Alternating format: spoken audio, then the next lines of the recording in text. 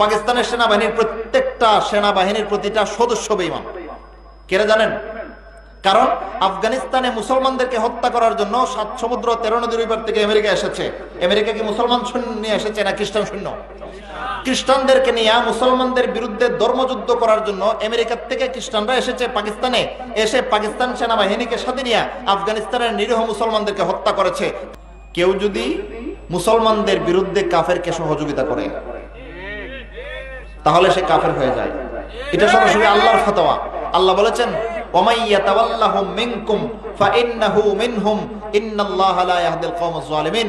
যারা তোমাদের পক্ষ থেকে পৃষ্ঠ প্রদর্শন করবে এবং তাদের সাথে অনুসরণ করবে, ফাইন্নাহু মিনহুম, তারা তাদের অন্তর্ভুক্ত। ফামাই ইয়াতাওয়াল্লাহুম মিনকুম, অতঃপর তোমাদের মধ্য থেকে যারা ফিরে যাবে, ফাইন্নাহু মিনহুম, তারা তাদের অন্তর্ভুক্ত।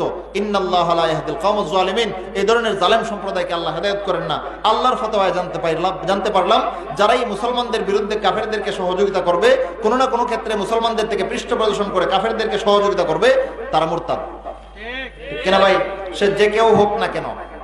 এমনকি একটা মুসলিম রাষ্ট্রের কোন সেনাবাহিনী, কোন বিডিআর, কোন র্যাব, কোন পুলিশ, এই ধরনের কোন রাষ্ট্রীয় বাহিনীও যদি রাষ্ট্রীয়ভাবে অন্য রাষ্ট্রের সহযোগিতা করতে যায় আর কাফেরদের সহযোগিতা করে মুসলমানের বিরুদ্ধে, তাহলে তারাও মুরতাদ হয়ে যাবে। ধরেন বাংলাদেশে যদি কোন কাফের রাষ্ট্র আক্রমণ করে, ধরেন আমেরিকা আক্রমণ করলো, কারণ হে আক্রমণ করার মাতব্বর এটা বেশি দেখায়। 2001 সনে আফগানিস্তানে আক্রমণ করেছে আমেরিকা, 3 সনে ইরাকে আক্রমণ করেছে আমেরিকা, করে নাই? করেছে। এই রাশিয়া, আমেরিকা, এই সমস্ত সাম্রাজ্যবাদী শক্তিগুলো এক এক সময় একটা মুসলিম রাষ্ট্রে হানা দেয়। ধরেন আল্লাহ না করুন আমাদের বাংলাদেশে যদি আমেরিকা এসে হানা দেয় আর বাংলাদেশের সেনাবাহিনী যদি আমেরিকার সেনাবাহিনীর সাথে মিলে বাংলাদেশের মুসলমানদেরকে হত্যা করে, তাহলে বাংলাদেশ সেনাবাহিনী ইমানদার থাকবে না বেঈমান? এমন একটা চাক্ষুষ উদাহরণ দিয়ে কেউ রাগ করবেন না তো? পাকিস্তানের সেনাবাহিনীর প্রত্যেকটা সেনাবাহিনীর প্রতিটা সদস্য বেঈমান। কেন জানেন? কারণ আফগানিস্তানে মুসলমানদেরকে হত্যা করার জন্য 7 সমুদ্র 13 নদীর ওই পার থেকে আমেরিকা এসেছে। আমেরিকা কি মুসলমান সৈন্য নিয়ে এসেছে না খ্রিস্টান সৈন্য? খ্রিস্টানদেরকে নিয়ে মুসলমানদের বিরুদ্ধে ধর্মযুদ্ধ করার জন্য আমেরিকার থেকে খ্রিস্টানরা এসেছে পাকিস্তানে, এসে পাকিস্তান সেনাবাহিনীকে সাথে নিয়ে আফগানিস্তানের নিরীহ মুসলমানদেরকে হত্যা করেছে।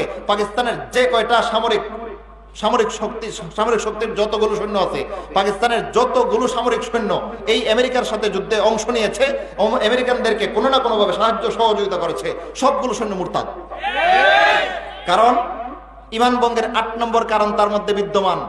ঈমান ভঙ্গের 8 নম্বর কারণ হলো মুজাহারাতুল মুশরিকিন ও মুআওয়ানাতুহুম জিদ্দাল মুসলিমিন, মুসলমানদের বিরুদ্ধে কাফের অথবা মুশরিকদের সৈন্যদেরকে সাহায্য করা, মুসলমানদের বিরুদ্ধে কোনো কাফের মুশরিককে সহযোগিতা করা। এটা ঈমান ভঙ্গের 8ম নম্বর কারণ। পাকিস্তানের সেনাবাহিনীর প্রত্যেকটা সদস্য দলগত মুরতাদ। ব্যক্তিগতভাবে কেউ ইমানদার থাকতে পারে জানি না, কিন্তু দলগত মুরতাদ। কারণ দলীয় সিদ্ধান্তক্রমে তারা আফগানিস্তানের মুসলমানদের পক্ষ না নিয়ে আমেরিকার লাল কুত্তার বাহিনীর পক্ষ নিয়েছে। কোন মুসলমান যদি কাফেরের পক্ষ নেয়, সে মুসলমান তাকে না মুরতাদ হয়ে যায়? ভাই আমার ফতোয়া না, কেউ খেপলে আমার কিছু করার নাই, খেপলে আল্লাহর কোরআনের উপরে খেপেন, ঈমান হারান, আমার কিছু যায় আসে না। আল্লাহ কোরআনে বলেছেন, ফামাইয়াতাওয়াল্লাহুম মিনকুম ফাইন্নাহু মিনহুম, তোমাদের মধ্য থেকে যে কেউ পৃষ্ঠ প্রদর্শন করবে, কাফেরদের সাথে মিলবে, ফাহুয়া মিনহুম, এটা তাদের অন্তর্ভুক্ত। ঠিক কিনা ভাই? ঈমান ভঙ্গের 8ম নম্বর কারণ মুসলমানদের বিরুদ্ধে কাফেরদেরকে সহযোগিতা করা। কেউ যদি করে, সাথে সাথে সে বেঈমান হয়ে যাবে।